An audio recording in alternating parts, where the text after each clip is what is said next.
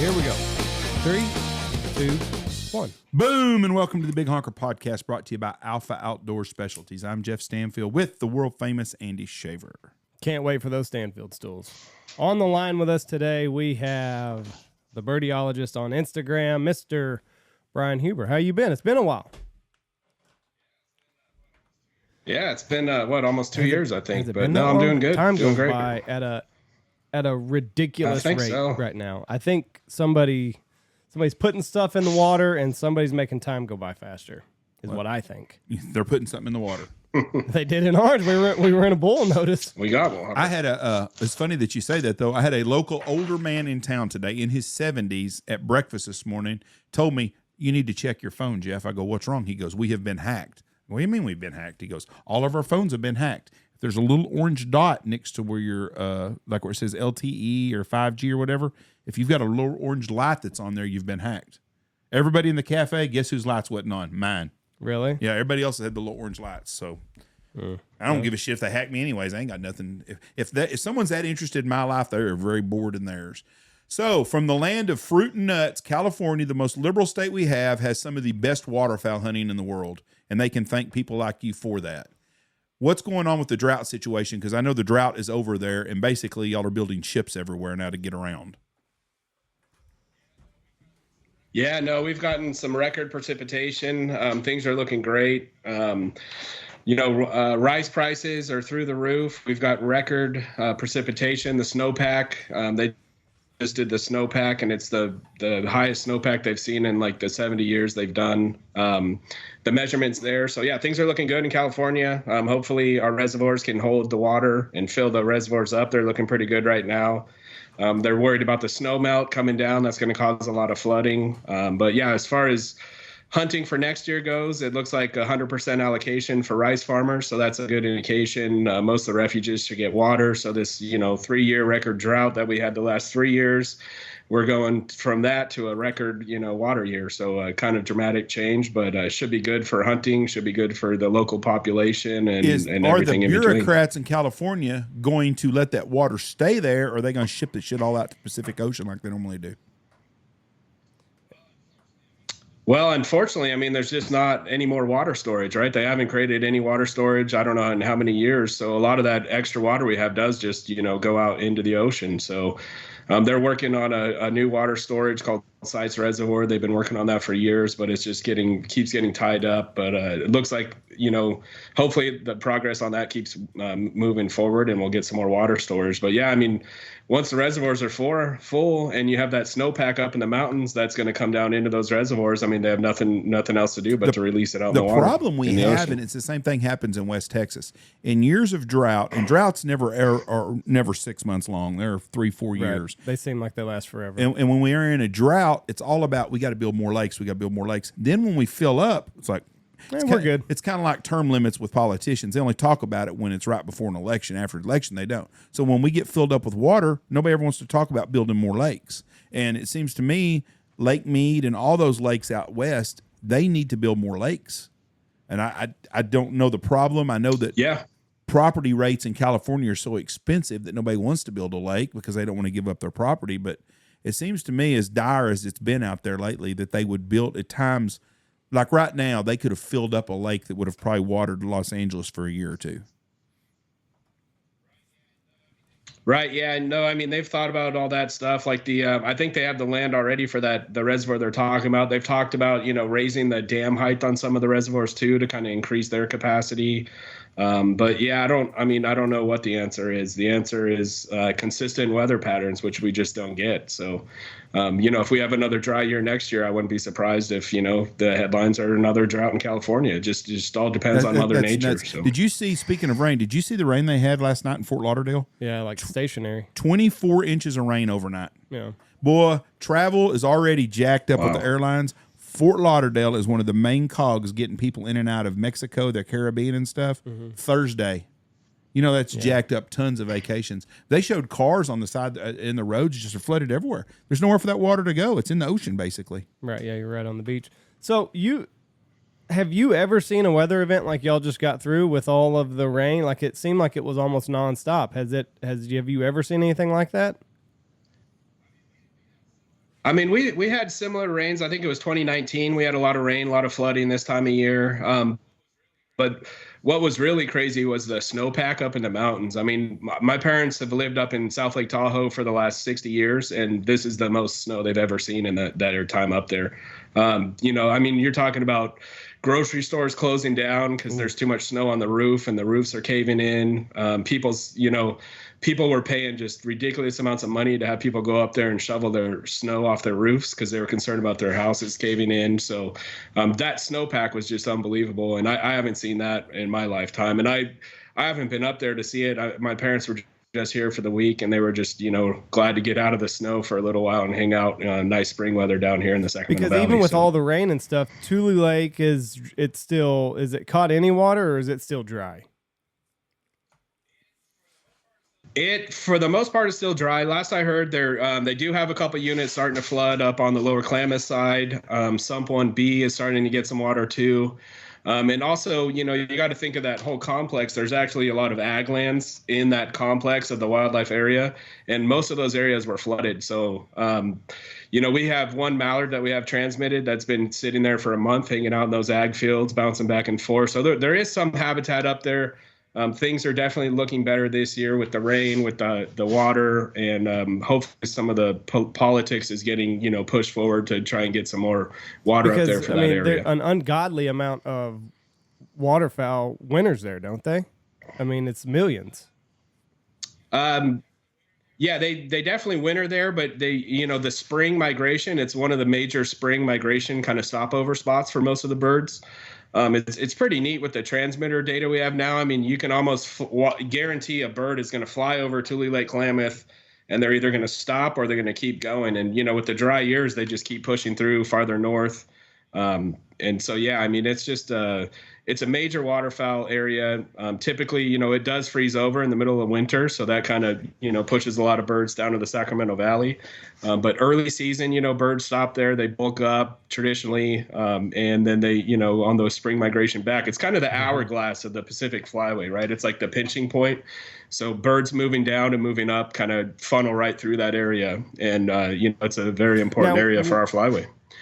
And also during the spring, during the summer, it's a huge spring and summer. It's also a huge nesting area, right? So during the spring and summer, if there's a lot of water, brood water, the birds will nest there. And then also those units, when they do have water, are usually big, giant units, which birds prefer for molting. And so that turns into a huge molting ground as well. And traditionally, that's where we do a lot of our summer banding on local mallards. Now, why do they like the bigger water? Just because when they're molting, it's easier for them to get away from predators?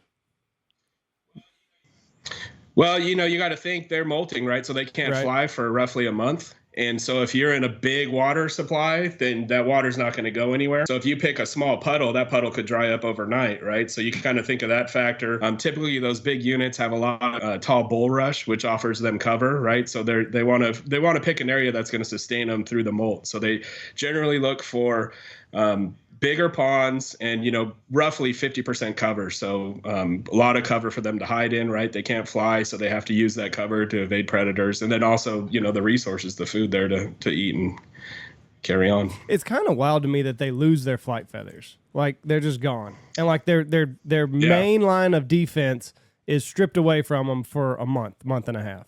Like it's just gone. Right. Figure it out. Yeah. What? Yeah, makes it easy to band them, though. Oh yeah, exactly. But it's just crazy that that through their process of coming up in this world, it's like, nope, you gotta get rid of that. We're gonna. Well, you think of a feather, they had that feather the whole year, and they're constantly flying. They're using that feather. It gets worn, it gets torn and ripped, it broken off, shot off, whatever. So they constantly have to just, it's like oiling your truck or something, right? It's just maintenance on your machinery, I guess, for waterfowl. That makes sense.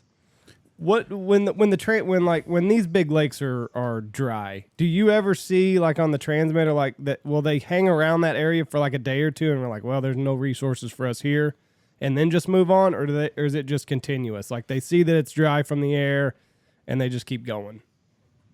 For the most part, I think they mostly see that it's dry and just keep moving farther north. So like last year, there was no water at Tule Lake or Klamath, right? And all those birds, I believe, just pushed farther north, So we moved farther north. Our banding crew, we actually went up to Oregon and helped them band up there just because we didn't have spots to band in California during the summer last year. There was just no water and all the birds had moved out. The birds they're not going to sit in a dry field and just sit there and die, right? They're going to fly, find the resources they need. Sometimes that could deplete their body condition more to have to move farther to get to better areas, but they're resourceful. They're going to move around. We saw really low populations, obviously, in California last year, but Alaska had like a 29% increase, right? So somewhere, those birds are going somewhere. They're not just going to wither away.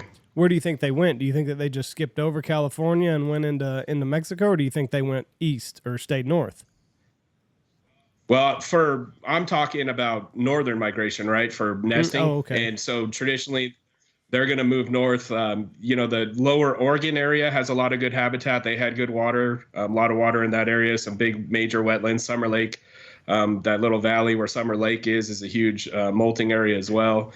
There's areas in Washington, so they just move farther north, find better resources, and potentially, they could move east too, like up to the prairies or wherever they find the best resources. Right. What are the pintails looking like? Because that's always the hot topic. Are they steady, or are they down or up?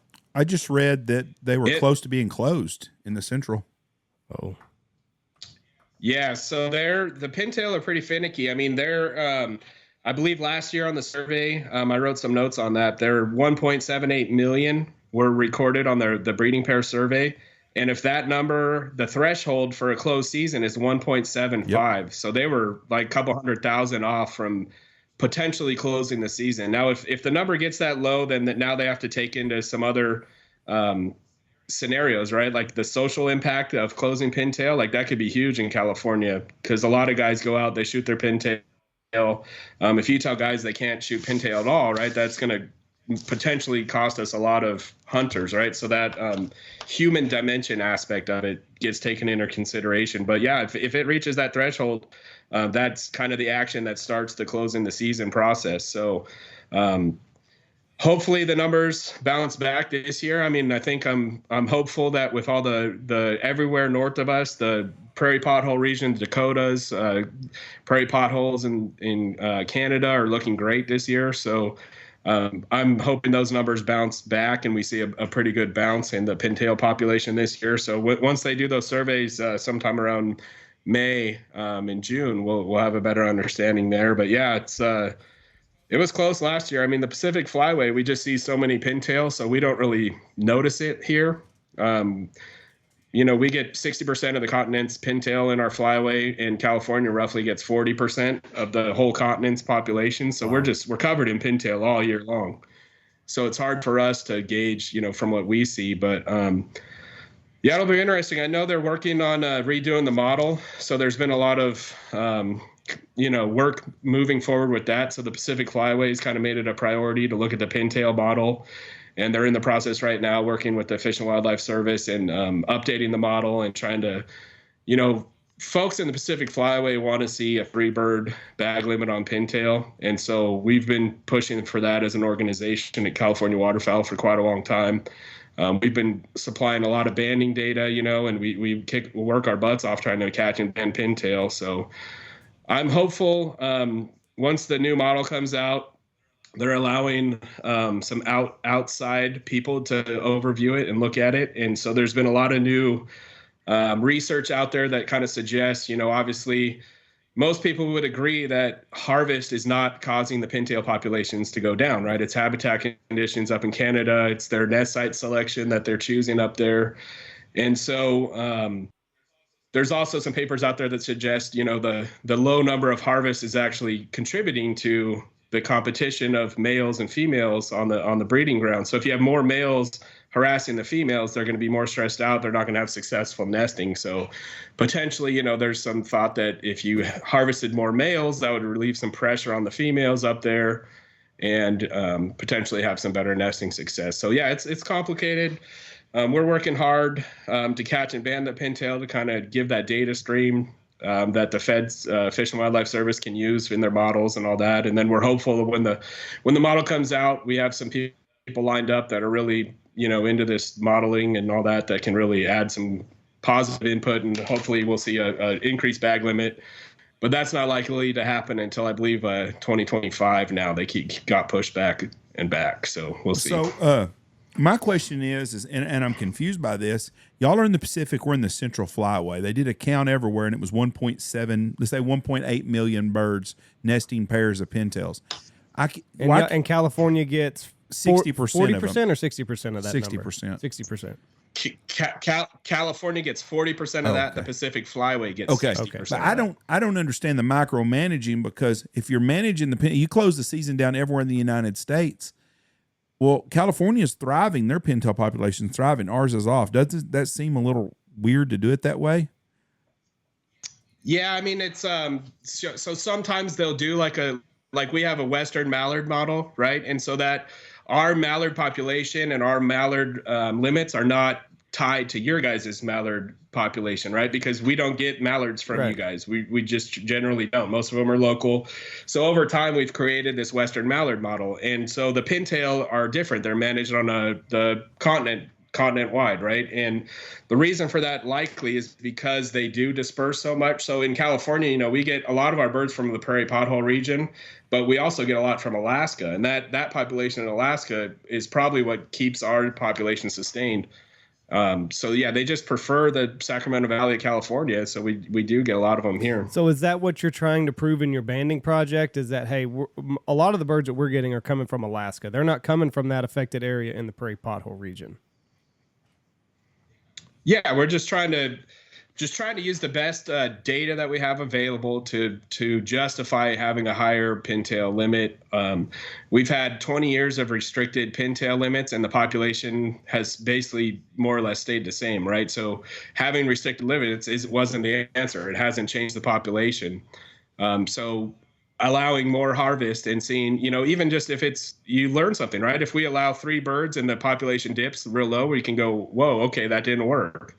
Right. But I don't think that's likely to happen. But that's why, it's adaptive harvest management. So you're constantly using the best data you have to manage your populations. Right. And you allow for change each year, like with the Western mallard model, each year the data gets updated and it spits out, what the model says. And that's kind of how we go. So like last year, where there was a lot of talk that we should lower the mallard limits in California, but that's mallards in California were low, but mallards in the flyway weren't low, right? So we don't micromanage. The state has the power to, the federal government gives you your framework, and the state can go more restrictive than that if they choose. So if California, wanted to lower the mallard limit, we could do that within the flyway. So right.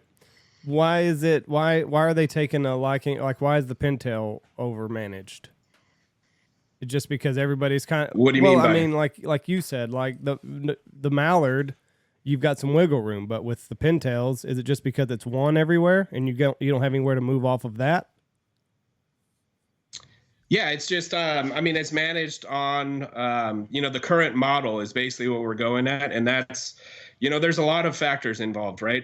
In dry years, the pintail tend to migrate farther north, right? So they'll move farther north, and then that is not very well represented in the breeding pair survey, right? Those northern transects. And so there's a lot of controversy in just the whole process and stuff. So really just going through the model, even just like possibly adding more transects in Alaska, right, to capture more of that population. And so then you're getting closer to that, a better representation of the actual population, not just the population during wet years or dry years, and it's hard. I mean, you're counting ducks in rural Canada. I mean, in the middle of nowhere, it's not easy. It's hard. And you're using this as, we're not trying to get an exact count of all the birds. We're using it for an index, and you compare that index to previous years, and that just gives you constant data. So it's difficult to try and count these birds and, establish numbers and populations. So a lot of folks are also starting to, the surveys, you're flying in an airplane, helicopter counting ducks, right? Well, we can get a lot of data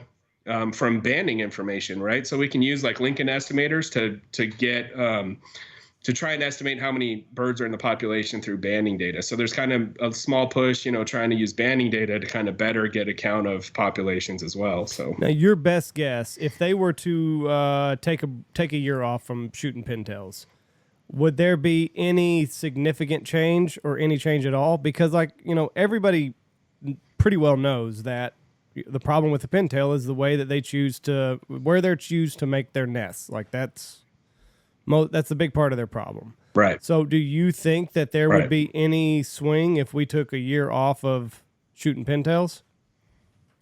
No, I don't think it would make it one difference. Not at all. 15% of all mallards die each year. Am I correct? Whether they get shot or ate by coyotes. Yeah, it's something.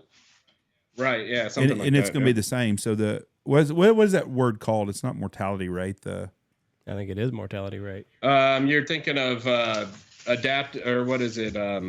Compensatory harvest versus I can't think of the other one. But I mean, it's basically the environment can only handle so many birds, and it's going to do everything. Yeah, it's going to do everything it can to kind of keep an equilibrium. 15% of them are going to die regardless, and I think it's pretty close to 15% on mallards. But it's this redneck vocabulary. I can't think of the word. Vicidity, or so, there's an actual word I can't think of. But if people only shot Drake pintails, like you said, that would lead potentially to a less stressed hen during mating season. Right. Yeah. There's some thought on that too. Right. So if your age or your sex ratios are very skewed, which, I can't remember. I think it's like 3-to-1 is the current literature, but I think a lot of folks believe it's higher than that. So 3 drakes to 1 hen.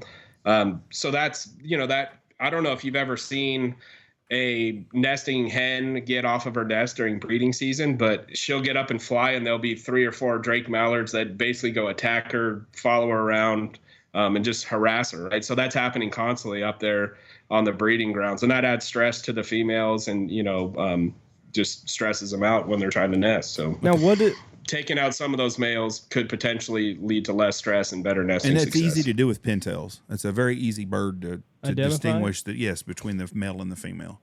I mean, well, that's the problem we have in California, because our season starts in October, and during October, I mean, they're still molting, right? So they look very similar to a female. It takes a very trained, I mean, they look brown. You'll see our pictures when we're doing the preseason banding, and we'll have a bunch of males, and some people just don't realize. They're like, oh, nice, you got a bunch of females. They're like, it's actually males. They're just, in molt right now. So you really don't see them start to change their full colors until like mid-November, I'd say, would be pretty good. So there's talk of doing like a split season, or that's where it gets kind of tough, because early season it is kind of hard to identify them for us.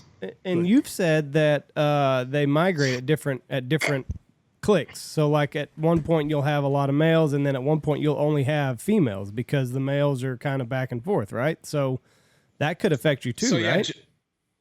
Well, yeah, generally, so like when we do preseason banding, so right before duck season, we're targeting pintail, and we catch probably 90% adult male pintails, right? Because the females are still up on the breeding ground. They're still rearing their brood, and the adult males have kind of formed their bachelor groups. They've kind of abandoned they're not very good dads, right? So once they're done, once the females start sitting on the nest, they usually take off, form bachelor groups, kind of hang out, and then start their migration a little earlier. And, pintail they're kind of like a calendar duck. We can count on them showing up pretty much as early as August, but like by September, there's enough for us to chase around and start trapping them. So they show up pretty early, and then postseason, then you get a real mixture of males and females. It's never just adult, never just females, but we have a much closer, ratio of males and females when we do our after season trapping. So because somebody took a picture down here, I think it was Kaufman, of a bunch of pintails, and it looked like it was all males, right, Jeff? Yes. So I didn't know. But I guess I had that backwards in my head. Like, I didn't know if there was a time in your year where you only had females, but you only have males at a certain time of year, basically, and it's all adult males. Yeah, but only early season. Yeah, it's generally adult males early season, and occasionally we'll get some hatchier birds in there, like early hatches. But for the most part, it's almost all adult males first thing in the year. So September, October, it's a lot of them, and then as October starts going on, we'll start seeing more and more of the females and the hatchier birds coming down. Now, okay, here's my dumb question. But how do the birds know that it's mating season? Is it all time of day? Is it the hours of daylight? I believe it's time of day. Yeah, the time of day, hours of daylight. It's just the temperature too, I think, has a big part in it too. And something about that springtime just kicks them into nesting season. And then how long will that last? Like, when will the hen be like, okay, I don't got to worry about these assholes chasing me around for anymore? So for the most part, your spring and summer is your nesting season. So we'll right now we're just kind of starting our nesting for California. We've got wood duck boxes that have some hatches already, but that's pretty early. So April, May is really like in middle to end of May is kind of our peak nesting season. And then it starts tapering off into June. And so it's kind of like a bell-shaped curve, right? So I'd say like mid-May is kind of the peak of the bell-shaped curve, and then it dips down.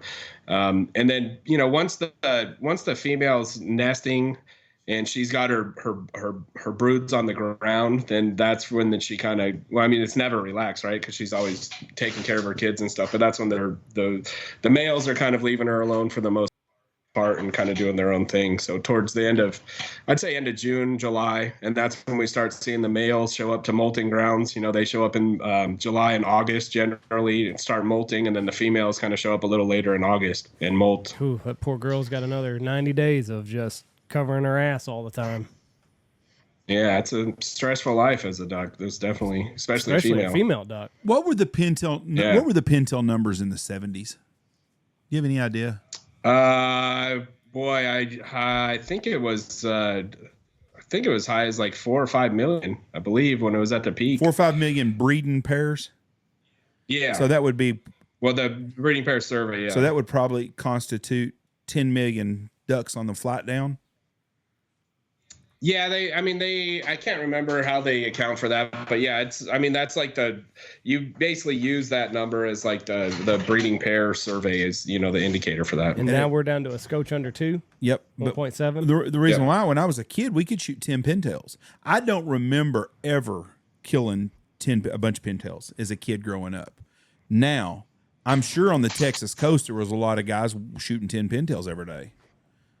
And there's days here that we could shoot 10 pintails per person. Not all the time, but there are times.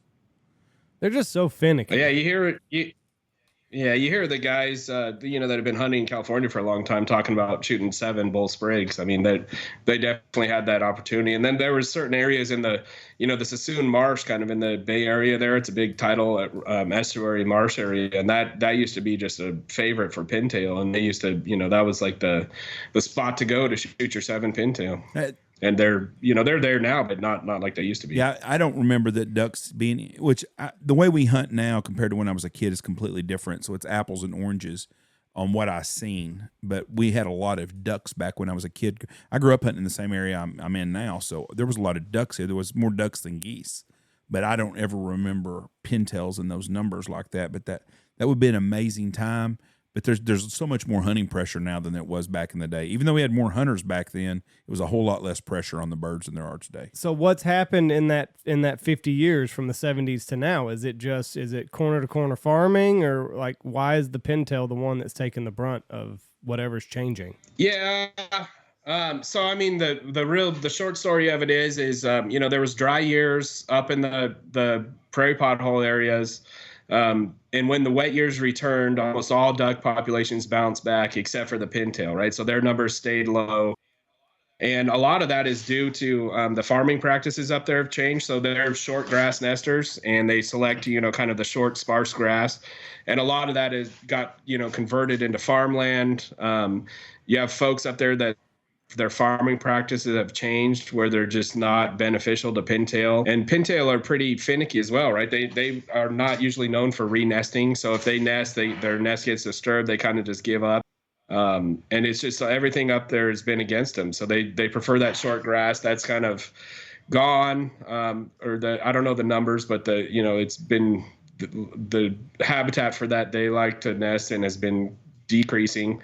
The stubble, so the farmers are farm and then they'll leave the stubble and they'll select that stubble and then they'll come in there and knock that stubble down to prepare for the next year. And so that's another factor leading to it too. So yeah, it's habitat. I mean, it's just the habitat up there has just changed. Farming practices, like you said, wall-to-wall farming, it just hasn't been beneficial to pintail. Even when I was a kid growing up, people would plant wheat here, and in August, there would be wheat stubble everywhere. Nobody plowed nothing under. Right. When we'd start dove season up in September, you'd hunt wheat stubble. It was places that they'd knock down. There was wheat. Well, now they plow everything under. So those big-ass farms up north are doing the same thing on. Right. Right. And did yeah. So and then it changes on the wheat too. Like around here, we do a lot of winter wheat, and so that can be very beneficial to our nesting birds because if the winter wheat goes long enough, then that will the birds can go in their nest, do their thing, and they'll be out of there by the time they're done. When they're ready to harvest and work the field. And that's the conflict up there is, trying to get them to do more crops like that the crop's going to be in there later into nesting season. So like in California, we have a delayed wheat program. So we'll actually pay wheat farmers to delay their wheat until July 15th. And that's kind of our cutoff date. And that's the date that, most of the birds are going to be out of that field by that time. Didn't Schuessler? He said that they're trying to convince more Canadian farmers. Ducks Unlimited is to go to this program and incentivizing them. Yep. And I think there's even like better yields and like you get a much better wheat crop if you switch to this. But you talking to an old farmer out of the way that they've been doing things for the last 30 years. Good luck. Right. Yeah, it depends. And a lot of farmers. They'll, we have an egg salvage program. So that's what we're kind of just starting right now. Our crew's actually searching a field this morning. But they, farmers are getting right now, it's spring. We've had such a wet year.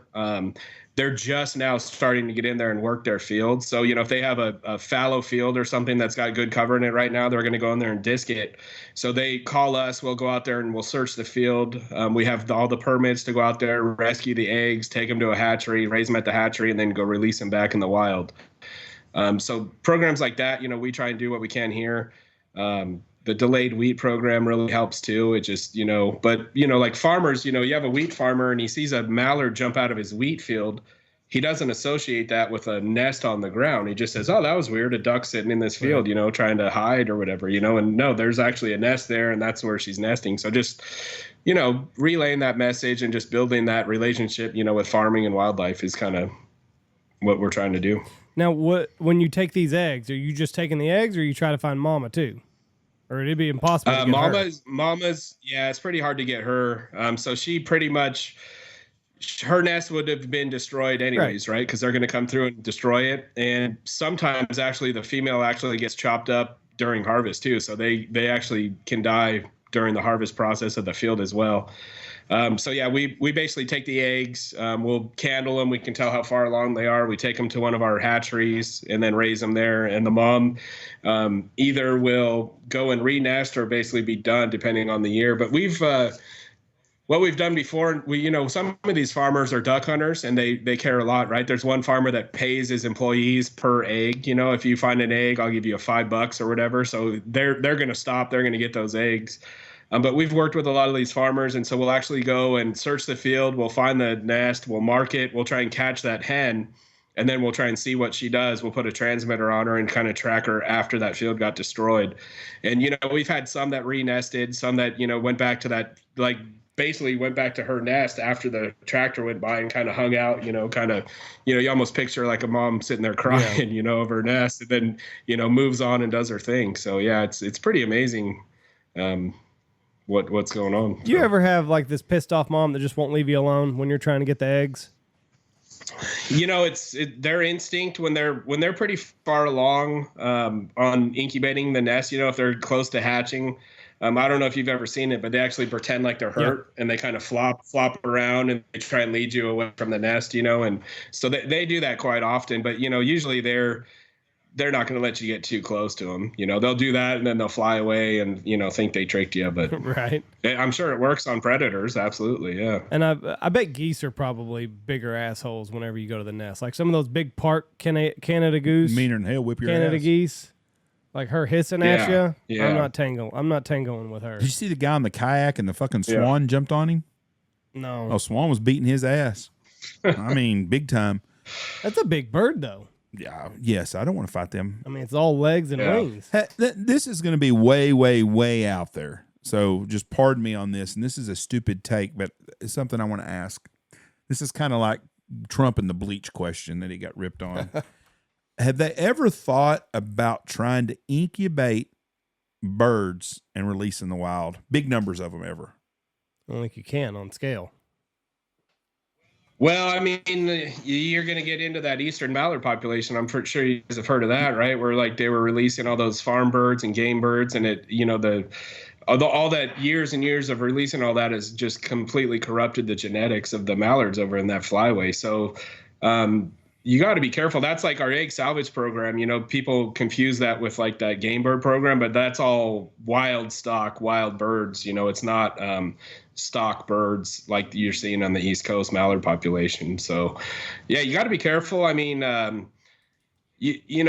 from me personally, right? I don't want to see our populations turn into being reliable on hatcheries, right? Kind of like our salmon population is on the West Coast. Like it's just not good for the population, right? The best thing is to try and improve the natural habitat and have them do it in the wild and not make it, an artificial population. I'm pretty much against all that. So what did it do? I've not heard about the East Coast mallard. What did it do? Just took all their wild instincts out of them?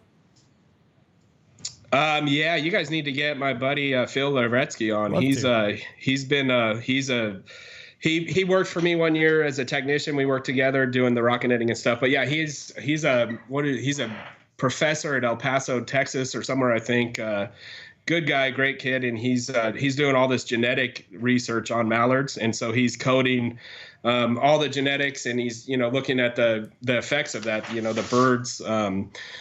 Basically muddling in the population and how that's affected the wild genetics of the mallards back there. And so, he's finding like the birds that are the game birds, they just don't breed as well. They don't survive as well. And so it's just really hurt that population over there. I'd love to talk to him. Yes. We'll set that up after a while. We had, oh shit, I dropped my pen.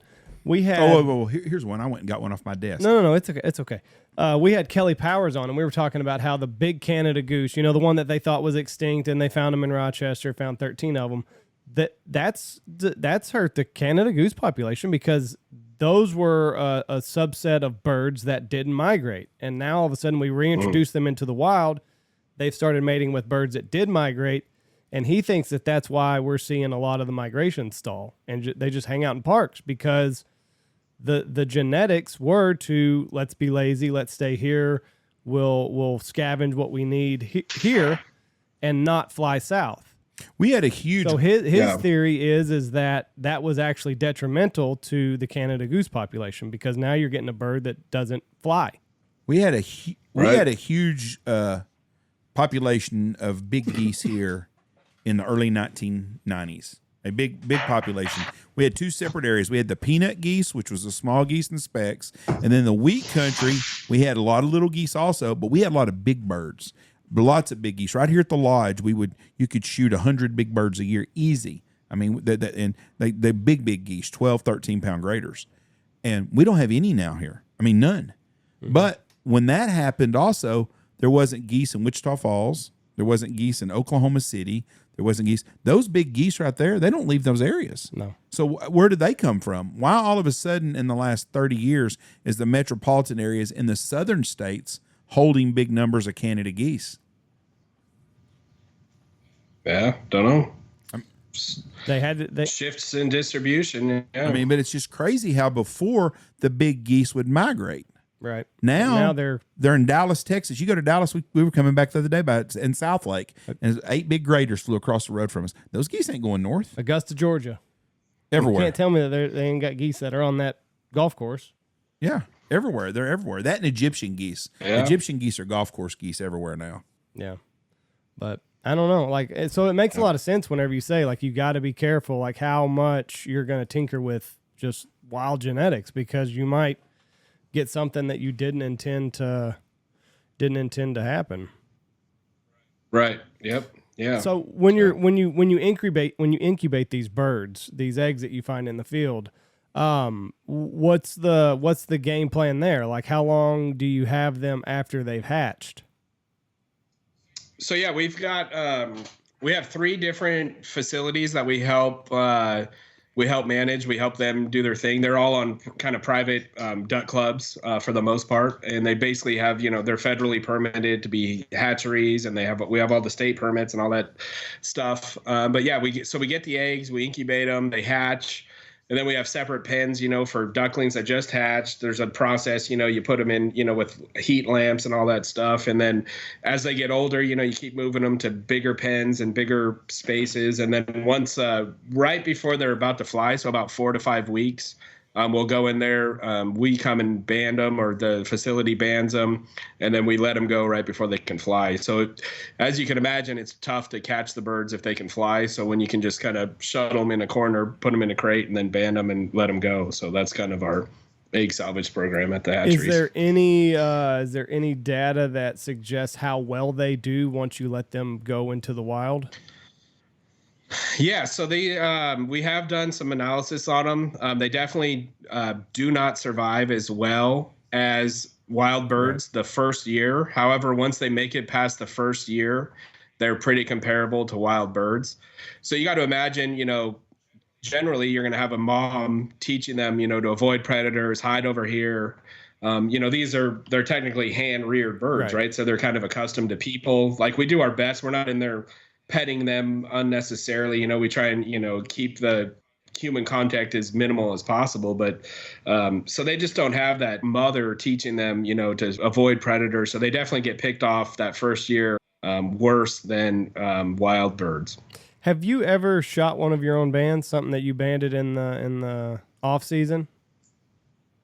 Man, I want to shoot one of my pintail so bad. I've banded thousands of pintail, and I haven't shot one of my own. But the closest I came is we did a molt drive for Canada geese with a Department of Fish and Wildlife, and we caught some geese in June. And on opening day, we caught them in northeastern California, and then opening day, I shot one of those birds we banded down here in the Sacramento Valley. So that's the closest I've been. I'm lucky if I get one banded bird a year. So I think I shot a mallard this year. It was from our egg salvage program, but it was from our hatchery down in the Delta that I didn't band it, but it was still through our egg salvage program. So that was still pretty cool. Did it come in pretty easily?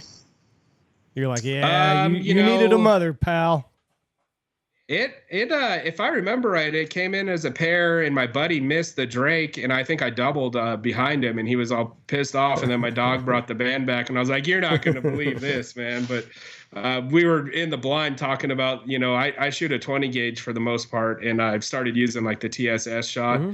And we were just talking about how deadly that stuff is. And that bird, he was going away, and I just crushed him with some TSS. And my buddy was like, man, that stuff's amazing. And sure enough, it was banded. So it was perfect. That stuff is ridiculous. We had Seth Fighter, the fisherman, out here, and he was shooting a 28 gauge. We shot a turkey yesterday, but he was shooting a 28 gauge TSS Boss. And 30 yards, it leveled this turkey.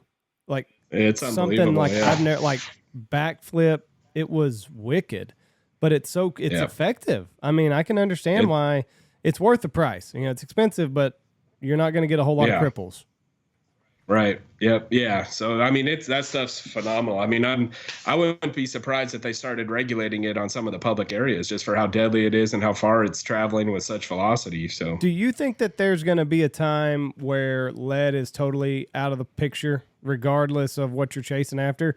Because it doesn't make any sense. Because we have dove season and we have teal season in September here. If I'm hunting dove on a pond, I can shoot lead at it. But if I'm shooting teal the next morning on that same pond, I got to switch to non-toxic. So, Right. like, what are we trying to accomplish here? well, I mean, it's a tough one, right? So the science part of me wants to say, like, listen, we know lead is toxic, right? Do you want to just throw toxic stuff in the environment, right? So, like, the common sense of that, like, yeah, sure, we don't want to pollute unnecessarily if we don't need to, right? So that side of me, and then in California, I mean, we can't shoot lead anyways. I mean, the only lead we can shoot is target practice now. We can't shoot lead at big game. We can't shoot lead at dove. It's all non-toxic still now. So we've already seen it. The effects of it, I don't have a problem shooting dove with steel. I mean, yeah, sometimes, they're more crippled than with lead. But I don't have a problem with it. I just you'd be amazed at the amount of pellets that some of these birds get in their gizzard. Yeah. So if you are putting lead out there, I mean, they're ingesting it. I mean, there's no doubt about it, and it is toxic, right? So I don't know. I hate the fact of being regulated and all that, but at the same time, it's like you're basically contributing to toxic stuff in the environment. So if we can avoid that, I think it's good for everything. I think we'll be. By 2030, I think every state will be completely lead-free. When did California go completely lead-free? It's been about 4 or 5 years now. I mean, it's been difficult. When it first came out, it was real difficult getting rifle rounds. For big game, it got pretty tough. But yeah, it's I believe it's been about 5 years, maybe a little more. But yeah, what do you shoot at big game? What's the copper? It's copper? Yeah, I think it's copper plated or what's that? Barnes has like a non-toxic a load that you get. I forget the actual alloy or whatever it is, but yeah. Huh. But I mean, you are. I mean, that's all you're doing when you're shooting lead. You're throwing shit out there, and then every bird, dove are gonna get it, songbirds are gonna get it. I mean, if ducks and geese feed in that field, like they're going to get it. So what's amazing to me is we haven't changed the fishing lure weights yet. That's what gets me. You don't want it in the water, but you're going to let people dunk fishing weights all over it. They should have to change pretty quick too, I would think. Man, have you guys ever gone salmon fishing out of the Golden Gate? I've never seen the Golden Gate. Mm-hmm. They hook a 1 pound lead ball to your line basically on a spring loaded swivel, right? So when that fish hits, it kicks that swivel and just drops the weight to the bottom of the ocean. And I mean, that's like their strategy for catching these fish. I mean, it is unbelievable how much lead we do put out there in certain instances and then, regulated in others. So. Will the saltwater eat the lead though for something like that? I don't think so. I think it just goes down there. I mean, we've joked about, getting our dive gear on there and going down there and mining it, There ain't no way my fat ass is getting in the great white shark waters off San Francisco and diving for a damn lead weight. Are they that bad out there? You'll be fine. That's what the last guy that got 8 I've never seen You've never seen a great white out there? No, I haven't. No, we've started going on some tuna fishing trips out of San Diego, and man, that's a blast. We saw some orca whales out there last year, though, but didn't see any sharks. My wife hooked into a marlin, and we caught some monster tuna fish. San Francisco used to be on one of my bucket list of places to go, and I would still like to see the Fisherman's Wharf, and I'd like to see the Golden Gate Bridge. But is it as bad as they say it is on the streets right there now? I haven't been there in years, and I don't plan on going there. The only time I go to San Francisco is if I get on a fishing boat and we'll go under the Golden Gate Bridge to go out, and that's as close as I want to get to it. Things are shitty when Walmarts are leaving. Yeah, right. Starbucks. Yeah. Well, what's Starbucks doing? Taking dining off of the street. I think they took all the places, all the chairs and stuff out of the inside, so the homeless people won't stay there. Right. But it's just, I mean, that Cash App guy, he got stabbed, but he was out, doing whatever he was doing. 2:30 in the morning. But he was living in a $5 million apartment, so it's like, should be safe. I guess Costco or one of those places built some big Crown store out there, and after 1 year, they're closing it. And then there's another town I just read today was closing all their stores, and people are like, "Well, yeah, you know why? Yeah, it's called fucking the people stealing and shit."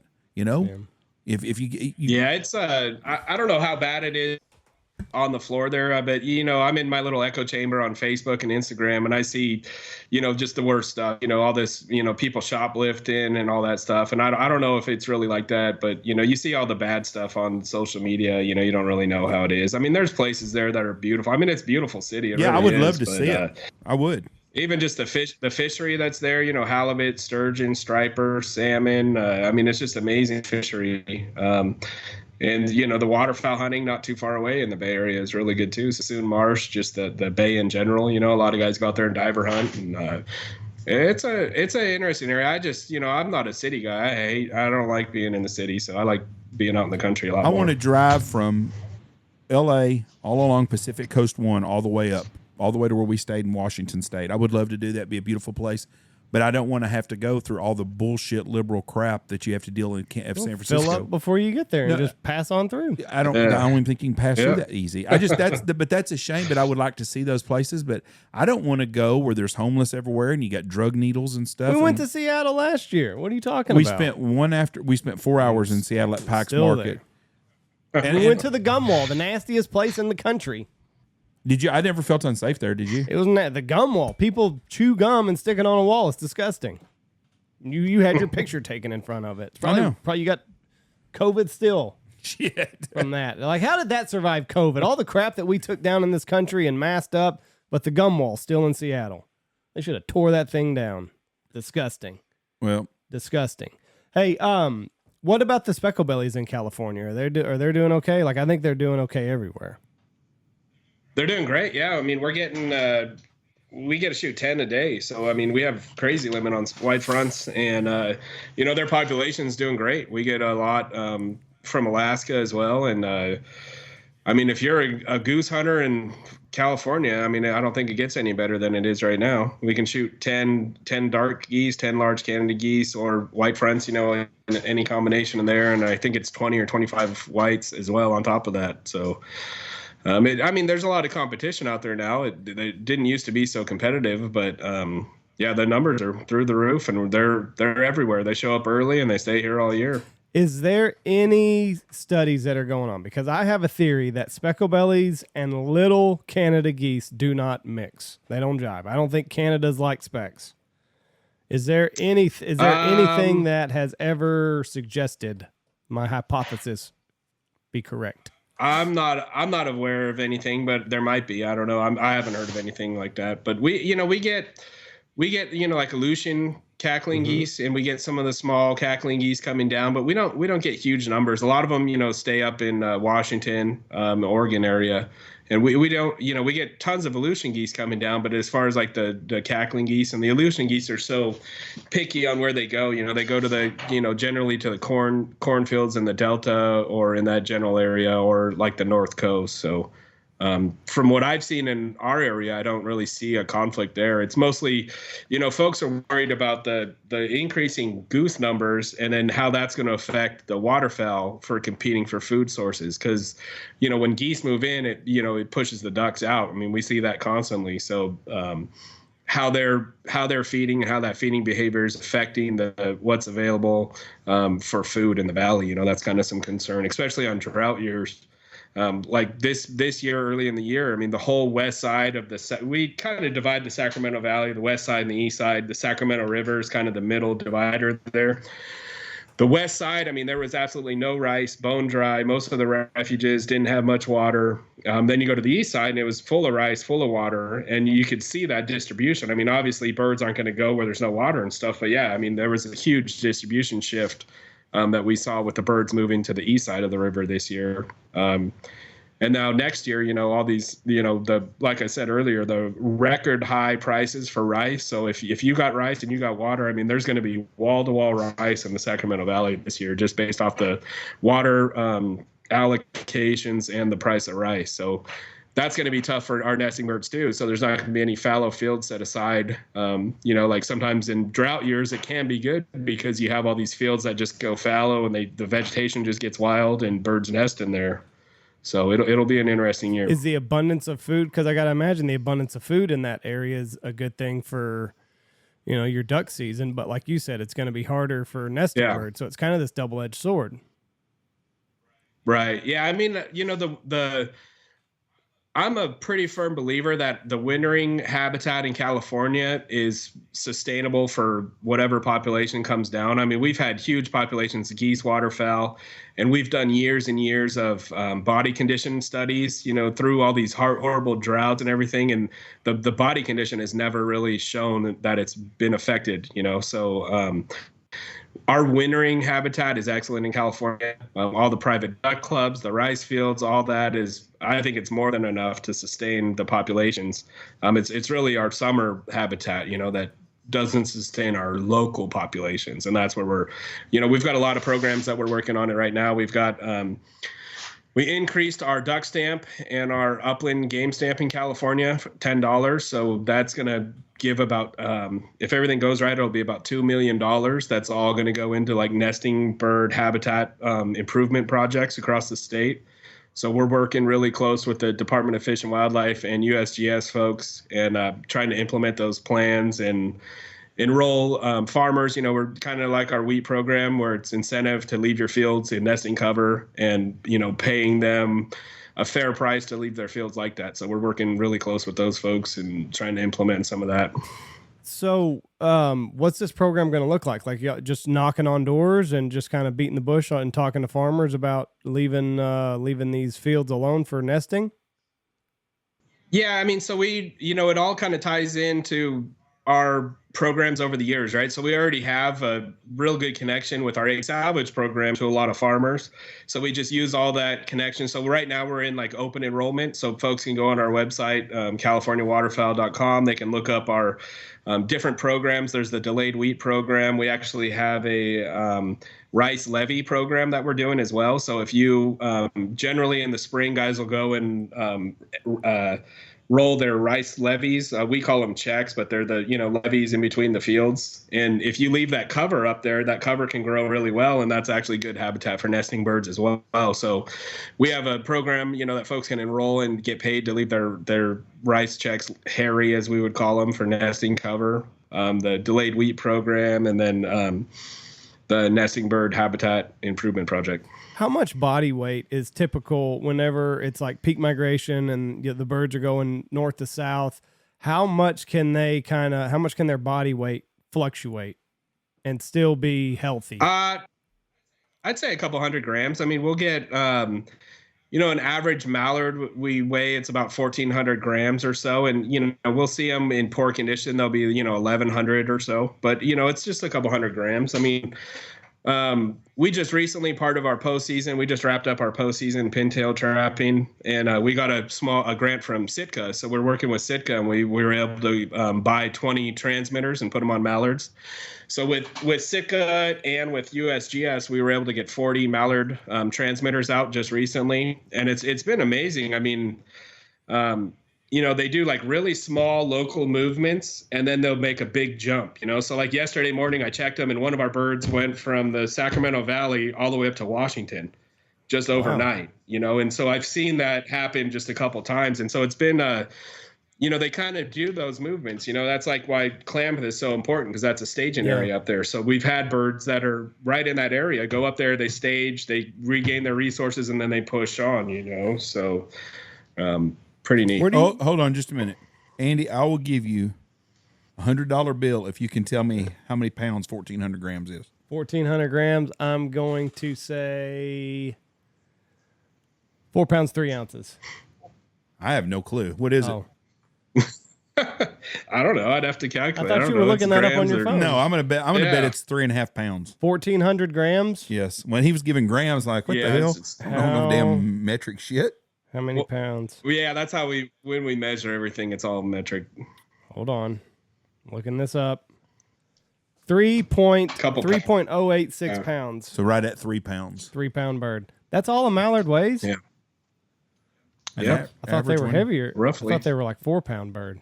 I think canvasbacks are about the only one that does canvasback get up to 4 pounds. They might be. They're definitely a little heavier. We usually don't weigh when we catch the canvasbacks. They're over the summer, and we usually don't weigh them. We just ring and fling them, as we like to call it. Those are 1,800 grams, probably, if I'm guessing. Then, so did you? I want to ask you a weird question. Any population on the Eurasian widgeon, are they increasing on the West Coast? It's pretty interesting. We have.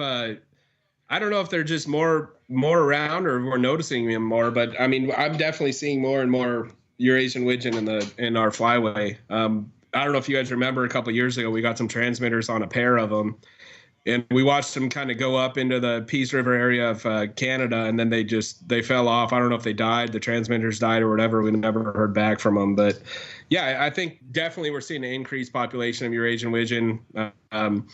As far as I know, they've never been documented nesting in North America, and that was kind of the goal of getting those on the transmitter.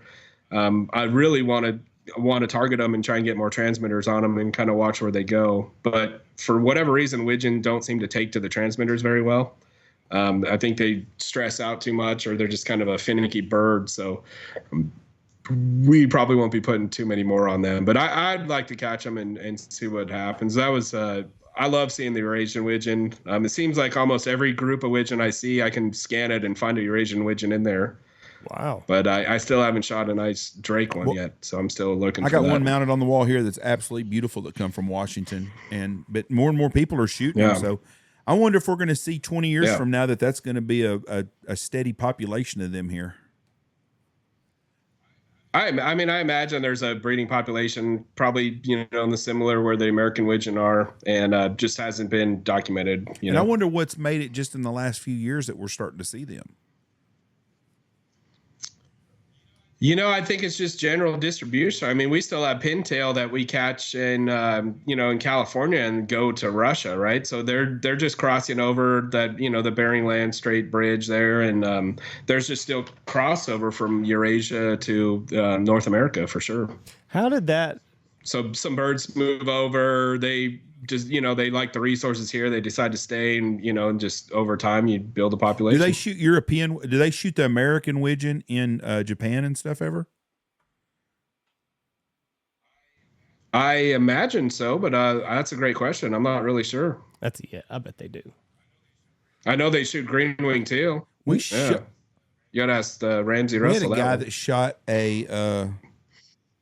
a teal in our area a couple years ago that was banded in China, I believe. And I wish I could remember what kind of bird it was, but it was banded. It might have been a pintail even, but there was a bird shot somewhere close to here that was banded. I think it was China. What about the cinnamons in your area? Yeah, I know we get Japanese bands on pintail for sure. Not a ton of them, but every year, somebody shoots a pintail banded in Japan. Imagine trying to read California. How do you call that in? It's difficult. Yeah, I had a connection at one point that knew the biologist, had a contact for the biologist there. I also, on Instagram, I had a Russian biologist reach out to me, and they're like, "Hey, we got this bird. What do we do?" And it was pretty neat trying to talk to them. But they basically said more or less that, you go to these villages in coastal Russia, and there's just, they hunt, right? It's like, it's not like America. It's just just not as developed, I guess you would say, right? And so you go to these villages, and there's just guys with strings of bands that they're never going to get reported from harvesting birds. Like a bunch of Southern Illinois goose hunters there. That sucks. Well, it's like all this hard work, and like you got this lofty goal of like, okay, this bird is going to be the one that cracks the case, and then it goes to Russia, it gets shot, and it gets put on a string. Some 60-year-old man with no teeth just wearing around. So you have no idea what he has. You're saying Russians don't have teeth? And that's the interesting data too. If catching a bird here and getting it traveling all the way to Russia, that's the one amazing. That's the one you want to have reported back to you. What about cinnamon teal? Are you seeing more and more of them? Yeah, I think their population is pretty stable. I mean, we banned quite a few of them over the summer. We get a lot. We have a pretty decent breeding population of them here in California. What we are seeing more of is blue-winged teal as well. Like we traditionally don't see a lot of blue-winged teal, and we're seeing more and more of those. We're actually seeing them during nesting and molting season too. So pretty interesting seeing that population increase. When do the here for ducks us. get ugly? Like when does everything kind of go to brown? They so right now, right, they're breeding, so they're nice and pretty, and then once the nesting kind of starts, so I would say late as early as late June, July, and August, September is when they're gonna start molting. They're gonna lose all those pretty feathers, kind of go into their basic plumage, and then that's when they're gonna be brown ducks. Now, I guess. second dumb question. When you say lose all those colors, like all the like the green on the mallard, like does it all like flake off and it's replaced by these brown feathers? Is that what happens? They drop the feathers. So they'll pluck the feathers out, drop the feathers, and then brown feathers, will come in. I didn't know how that happened. Yep. Huh. And then so they molt twice a year. But they only lose their flight feathers What do you mean once a they'll year. molt twice a year? So they'll molt in the summer, right after they're breeding, and they'll lose all those colors. The colors they grow in will be the basic brown colors, and then come September, October, November, they're going to molt back into those pretty breeding plumage colors, where they're going to start trying to attract females. But they don't molt their flight feathers that time of year. It's just their breeding plumage. Why did they go to brown? Like, why wouldn't it just stay the same color? Is it to get away from predators when they do lose their flight feathers? They kind of have this earth tone. Yeah, so it's, kind of the same concept why a female is brown, right? It's harder for predators to pick them out. If you're a big, flashy green head, sticking out, you're easier to spot, easier to see. If you're brown and blend in with the vegetation, you're just less visible to predators. They've got this figured out better than I could have made it. I'd have had them green. I'd have had them green and bright all year long, and they've just been getting plucked off all the time. Yeah, you would have got. Yeah, you would have got picked off quick. So, what programs do you have coming up next? You got nesting surveys and all that good jazz coming up? Yeah, so we're kind of in a lull right now. We're right in between when most of the birds have left the Sacramento Valley. They're mostly have migrated out. A lot of them, I just checked this morning on transmitters. A lot of our pintails have headed north. They're some are already up in Canada, going across Idaho. So yeah, our nesting season is really, we have a wood duck program that I'm the coordinator of the California Wood Duck Program. And so we have volunteers across the whole state that run wood duck boxes for us. We ban wood ducks. Next, we're at like 960,000 ducklings have jumped from our wood duck boxes. So probably not this spring, but next spring we're going to hit 1 million wood ducks out of our boxes. So that's a pretty big milestone for that program. So our nesting season's kind of kicking off right now. So we'll start doing our egg salvage program, wood duck boxes, all that stuff. I'm currently, trying to build a bunch of wood duck boxes for a couple of events we have coming up, and promoting our nesting programs that we have, the delayed wheat,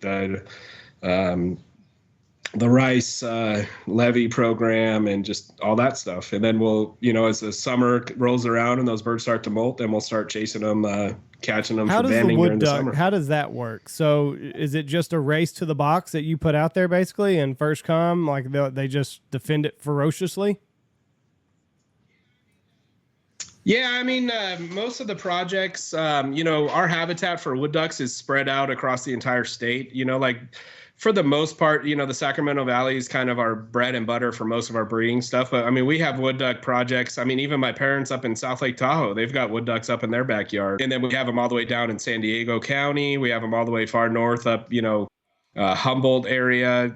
They're just all over. And so it's basically if you have the habitat, you put a box out there, and eventually, sometimes it's right away, sometimes it takes a couple of years, but a female will, cruise around and she'll select a box and then start nesting in there. And, some places where there's real dense populations, you'll have a lot of competition, but for the most part, if you have enough boxes around, they're pretty fairly resourceful in using, spreading out and finding their own box. And then what do they do in the wild? They just look for a knot in a tree and that's where they take? Yeah, so generally they would nest in a tree cavity, but California has just been so knocked down. All the riparian area that would have those cavities is just, I think it's 90% of it is gone in California. So there's just not a lot of that natural cavity left. And that's, the wood duck box success story. They were on the brink of extinction, and these guys invented the wood duck boxes, and they started using them and really brought that population back. And so we've just utilized that in California to help keep our population up. And it's neat because it does, I'm a hunter, but it does tie people that don't hunt into conservation and waterfowl. So we have a lot of people that do our wood duck program that don't hunt, but they just love the aspect of helping the birds and, putting a box out and, counting their eggs and turning their data into me and all that fun stuff. So do all the boxes have to be built the exact same? Like, is there a box that can be built like, oh no, she won't like that. She's not gonna nest in that. I mean, we've I don't know who developed it, but over the years, there's kind of been a standard size of box. Like the hole is a elliptical hole so that a predator's head can't fit in there, and it's supposed to be a certain depth so that they can't reach in there and grab the hen. And just it's really thought out on the size. And there's a lot of different shapes. We usually build them out of plywood. You can build them out of hardwood, redwood, whatever, how fancy you want to get. But yeah, we generally, we have a set of plans that shows you how to break down a sheet of plywood, and you get 3 boxes per sheet of plywood.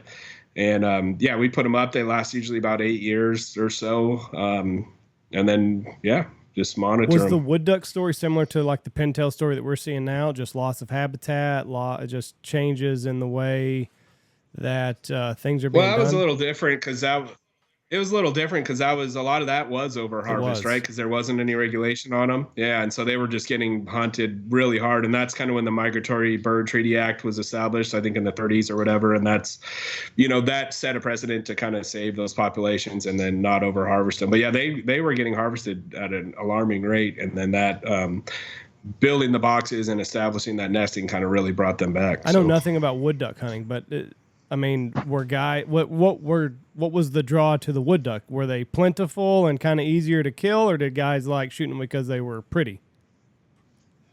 I think they taste good, right? I love eating wood ducks. One. They tend to eat. I've never shot a wood duck. We don't have woods here. Oh wow, we lack the trees. Saw one time, and I called the shot on it. It was opening weekend of big duck season, and one came screaming through the decoys. Called the shot, and nobody could get up on it quick enough. That was my one shot at a wood duck. So I know nothing. Yeah, I think, a part of it for me is just the habitat that you're hunting, right? You're hunting like a really tight wooded area. Like they're pretty selective on where they want to be. The thing with wood duck hunting is if you're not where they want to be, you're not going to get them. You got to know where they want to be. And it's hard to find that in public land here in California. There's some spots for sure, but most of that's on private duck clubs, or, a lot of guys in California are starting to grow corn plots, and that's like crack cocaine to a wood duck. So they go in there and they just hammer it hard. But no, I think they taste good. They're fun. They're beautiful. All that. Yeah. Are they pretty gullible? Like easy to decoy and stuff like that? Like if you're where they want to be? If you're where they want to be, yeah. But if you're not, you're not going to get them. You're past shooting them. Yeah. At that point. But yeah, no, one of the areas I hunt, we get into the wood ducks pretty good, and we've had some really fun wood duck shoots out there. But have you ever shot a wood duck? No. Never in my life. Huh. Have you ever seen a wood duck out here? One in Canada. I've seen a couple on the Hearn. That's where we missed. When I was a kid, we hunted the Shoshone Park, which is south Wichita by Lake Arrowhead, and there was a couple of flocks there. East Texas has them, and it's crazy. You'd go around a bend in a river, and they'd be there every time in the same spot, and they get some boxes out. Well, that's a long way from me. They scream like I've seen them before. Yeah. I have buddies of mine in East Texas. I've been to their houses, and they got a pond out front, and they have a wood duck box and a pair nesting there, and they're a pretty duck. I think they're overrated in looks, though. I'm not a big wood duck person. I'd much rather have a teal or something mounted, or a widgeon, more than a wood duck. But they're a show. They're the pimp of the duck family. They are a show pony. That's right. Yeah. Well, they're generally speaking, the female wood duck is one of the prettier female ducks in waterfowl, because they have quite a bit of, iridescence and stuff for a female. So I think that's kind of a cool aspect of it as well. I don't think I've ever seen a female. We got one mounted in the other room. We do? Yeah. I've got a pair mounted in there. I don't know. I didn't. I'll have to go look at it, Jeff. All right. Well, listen, you're doing good work. You're doing a lot of important work for the waterfowl community. It's always a pleasure talking to you. And have fun this summer. And, we're not that far away from waterfowl season cranking back up. But with your schedule, like it's always waterfowl season. So appreciate you coming on here, my friend. And take care of yourself out there. And keep up the good work. Yep. California is one of the hidden jewels. Cool. And it's not even hidden, but it's just, everybody thinks of it as a liberal place. It's a beautiful place. Keep it up, my friend. God bless you and good luck. All right. Thanks, guys. Thanks for having me on again. Bye-bye. I was scanning the news a minute ago. Your boy Drake from Drake, Josh, he's missing. My boy from Drake. That guy that we saw at the airport the other day. What's his name? I don't know what his name. It was Drake, I think, wasn't it? I don't know. Shit, I can't. Anyways, he's missing. I just saw it on Fox News. I was looking at the headlines. Shit. And they are looking for him. What's wrong? Damn. What'd you do? He's missing. Well, yeah, he's missing. Well, he was in front of us the other day. A fuck? Well, I don't either. I just thought it was neat, interesting. Do you know they got a serial killer, they think, in Austin, Texas right now? I'm sure they got serial killers everywhere, Jeff. Well, they got him in Austin, Texas. So if you live in Austin, Texas, watch out. If you haven't switched to Boss shot shells, you need to. It's coming soon. You're going to have to get off of all the lead. In dove hunting, I'm talking about dove hunting, you have to switch to Boss. Also, if you're an outfitter, get a hold of me about being on a Boss outfitter program where you can get shells. You can get a little cheaper rate on some shells and get your customers. They can ship them direct to your lodge or to you, include them in a package, what you want to do. Anyways, holler at me and I'll get you in touch with Aaron Carter at Boss and get you his number. He's the man to talk to at Boss Shot Shells, be Aaron Carter. You got anything else going on? Come see us in a couple weeks at Ducks at the Texas Motor Speedway, May 5th, 6th, and 7th. Gundog will be there. We'll be there. I think Shingear's going to be there. Boss is Everybody's there. Everybody's going to be there. If you want to see anything in waterfowl hunting in May, come to Ducks. Come to Ducks. Friday starts at noon. Be there at 12:01 on noon Friday. We'll be there Friday, Saturday, and Sunday at the Boss booth. Indoors. There you go. All right. Love you. Bye. Go check out all of our great sponsors. Go check out Stanfield Hunting Outfitters, Dirty Duck Coffee, Ducks Unlimited, Double T British Kennels, Alpha Outdoor Specialties, Looking Glass Podcast, Lucky Duck, Shin Gear, Gundog Outdoors, Pacific Calls, Dive Bomb Industries, Boss Shot Shells, Mossberg.